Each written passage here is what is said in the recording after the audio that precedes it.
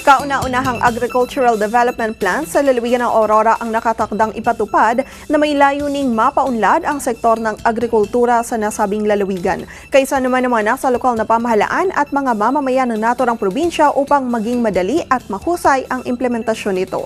May-report si Leomar Alcantara. Inaasahan na mas mapapaunlad pa ang sektor ng agrikultura sa Aurora sa pamamagitan ng pagbalangkas ng isang agricultural development plan. Kaugnay nito, isinulong ng Sangguniang Panlalawigan ang paghingi ng technical assistance mula sa Agricultural Training Institute ng Department of Agriculture. Batay sa resolusyong inakda ni SP Member Mariano Tangson, Chairman ng SP Committee ng Agriculture, makatutulong ang suportang technical ng naturang ahensya para mabuo ang plano na gagawin pa lang umano sa Aurora sa unang pagkakataon.